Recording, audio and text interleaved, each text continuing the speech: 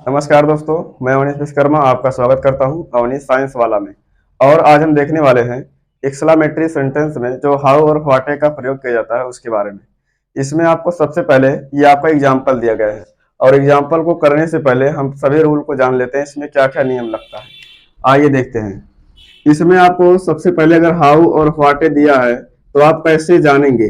पहली बात तो ये लिखा रहेगा आपके सेंटेंस में।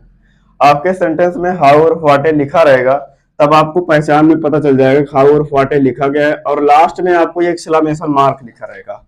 एक्सक्लामेशन मार्क लगा रहे या फिर हाउ और व्हाटे लगा रहे तो आप समझ जाना कि हमारा सेंटेंस हाउ और व्हाटे है, इसको हमें एक्सक्लामेटरी सेंटेंस में चेंज करना होगा। थोड़ा गलत है ये। नमस्कार दोस्तों, मैं अवनीश विश्वकर्मा आपका स्वागत करता हूं अवनीश साइंस वाला में। और आज हम देखने वाले हैं एक्सक्लामेटरी सेंटेंस को इनडायरेक्ट में कैसे बनाते हैं। और ये जो आपका हाउ और व्हाटे है, खासकर हम इसी को देखेंगे इस टॉपिक में। सबसे पहले हम ये देखते हैं कि हाउ और व्हाटे में क्या क्या रूल लगने वाला है। हाउ और व्हाटे के लिए क्या लगता है, सेड के स्थान पे एक्सक्लेम्ड विथ सरप्राइज का प्रयोग करते हैं। किसका प्रयोग करेंगे यहाँ पर? एक्सक्लेम्ड विथ सरप्राइज का प्रयोग करते हैं। सबसे पहले हम रूल की बात कर लेते हैं। सेड टू के स्थान पर क्या लगने वाला है? चाहे सेड हो चाहे सेड टू है, दोनों के स्थान पर हम एक्सक्लेम्ड विथ सरप्राइज का प्रयोग करते हैं। चाहे जो भी आपका आ जाए, चाहे हाउ है या व्हाटे आए, दोनों के लिए हम क्या प्रयोग करेंगे? एक्सक्लेम्ड विथ सरप्राइज का प्रयोग करेंगे। और इसके बाद जो है इन्वर्टेड कामा के स्थान पर, कामा इन्वर्टेड कामा के स्थान पर हम दैट का प्रयोग करते हैं। ये भी पॉइंट आपको क्लियर ध्यान रखना है, क्योंकि सभी बच्चे कोई कोई इफ या बेदल लगा देते हैं या फिर आपका WH वर्ड लगा देते हैं। जैसे हाउ आया हुआ है तो वो समझ जाते हैं कि WH वर्ड है। भाई कैसे पहचानेंगे?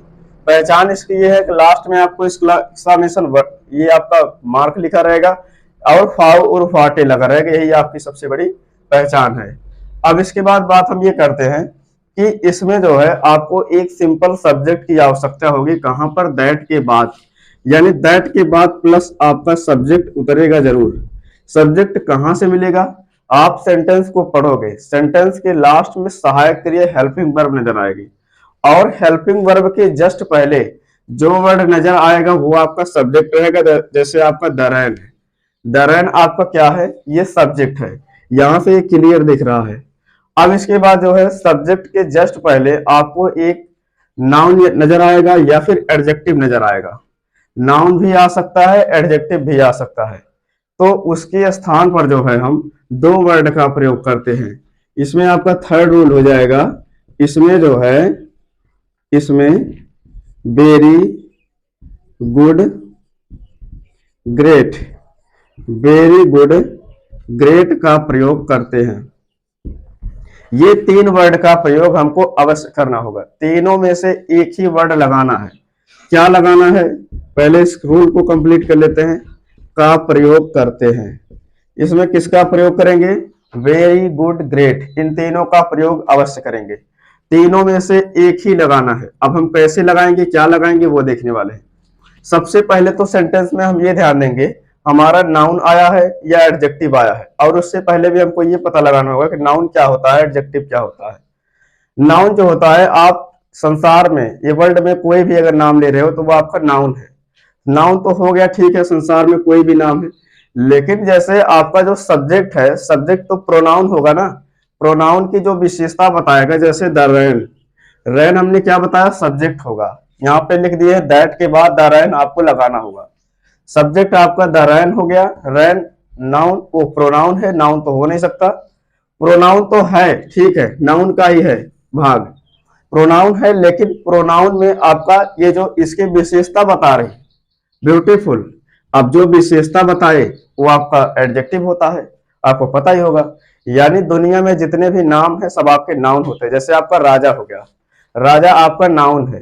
कोई लड़का हो गया, वो आपका नाउन है। किसी लड़की का नाम हो गया, वो आपका नाउन होगा। लेकिन जो लड़के की विशेषता होगी, जो लड़की की विशेषता होगी, जो राजा का विशेषता होगा, जो बारिश की विशेषता होगी, वो आपकी प्रोनाउन कहलाएगी। यानी नाउन और प्रोनाउन की जो विशेषता बताता है वही तो आपका एडजेक्टिव कहलाता है। इतना तो आपको पता ही होगा।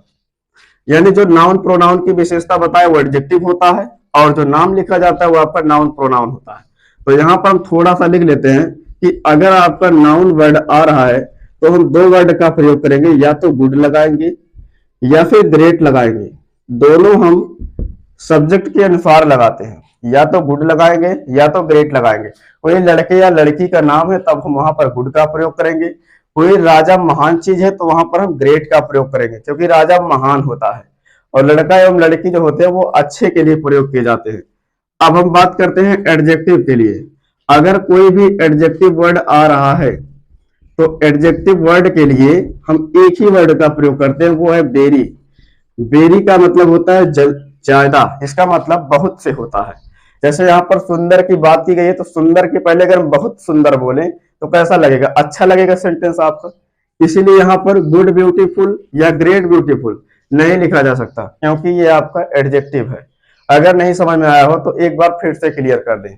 देखिए, अगर यहाँ पर यानी हाउ के बाद या फिर सब्जेक्ट के पहले जो वर्ड आ रहा है उसको देखिए आप नाउन है या एडजेक्टिव है। दो ही वर्ड तो बता रहे हैं।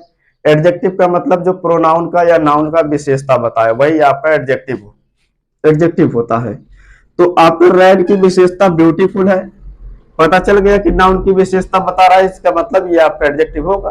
तो एडजेक्टिव के लिए जाहिर सी बात है, रूल बताया है कि आपका क्या लगेगा, वेरी लगेगा। और नाउन अगर आ रहा है, मान लीजिए यहाँ पर किंग होता, किंग यहाँ पर वाज या फिर इज एम आर कुछ भी कर देते, तो किंग के लिए हम ग्रेट का प्रयोग करते क्योंकि राजा महान होता है। इसी प्रकार आपके जो है सेंटेंस में सभी प्रयोग किए जाते हैं। अब हम इस एग्जाम्पल को देख लेते हैं कैसे लगेगा। सबसे पहले क्या करेंगे, सी को उतार देंगे। सी को लिखने के बाद आपको लिखना है एक्सक्लेम्ड। ई का पहला वर्ड छोटे में कर देना है, एक्सक्लेम्ड विथ सरप्राइज। आपको बताया गया है कि एक ही वर्ड का प्रयोग करना है, एक्सक्लेम्ड विथ सरप्राइज। चाहे आपका हाउ आए या व्हाट आए, उससे मतलब नहीं है।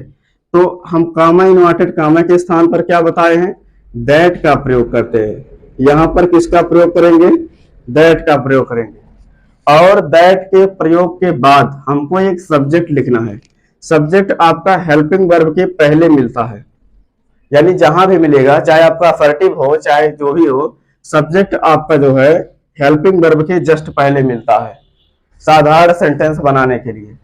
तो यहां पर क्या लिखा गया है, द रैन। यहां पर आपको कंप्लीट ऐसे द रैन उतार देना है। द रैन लिखने के बाद अब देखना है टेंस कौन सा लिखा हुआ है, इज लगा हुआ है। इज एम आर को किस टेंस में चेंज करते हैं, वाज वर्ब में। तो यहां पर किसका प्रयोग कर देंगे, वाज का, द रैन वाज। अब इसके बाद हम यहां पर ब्यूटीफुल लिखने से पहले इस वर्ड का प्रयोग करना होगा नाउन या एडजेक्टिव का। नाउन आया, यहां पर जो सब्जेक्ट लिखेंगे उसको देख लेंगे नाउन है या एडजेक्टिव है। ये आपका तो है, अब एडजेक्टिव है, क्योंकि एडजेक्टिव है तो इसकी विशेषता क्या है, ब्यूटीफुल, सुंदर। सुंदर बारिश की बात हो रही है, कहने का मतलब कितनी सुंदर बारिश है। इसका मतलब क्या होगा, हाउ ब्यूटीफुल द रेन, इसका मतलब कितनी सुंदर बारिश है। तो यहां पर क्या हो जाएगा, वाज के बाद very beautiful, very beautiful.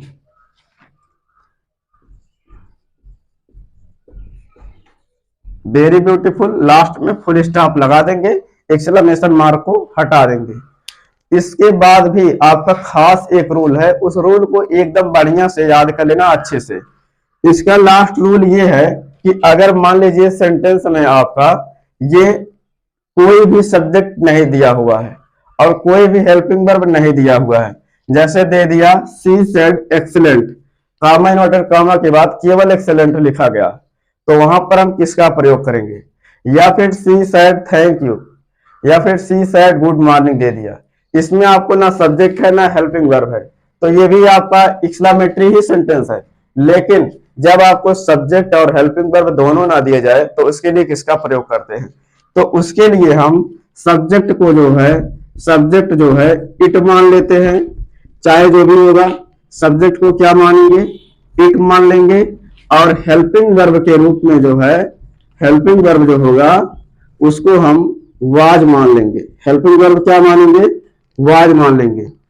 Subject को इट के रूप में, हेल्पिंग वर्ब को वाज के रूप में मान लेते हैं, ऐसा ये आपकी किताब में फार्मूला लिखा हुआ है, जिस सेंटेंस में सब्जेक्ट एवं हेल्पिंग वर्ब ना दिया गया हो। आपका एक्सक्लेमेटरी सेंटेंस कंप्लीट हो गया। और आपको वीडियो अच्छा लगा हो तो वीडियो को लाइक और चैनल को सब्सक्राइब अवश्य कर देना। Thank you so much.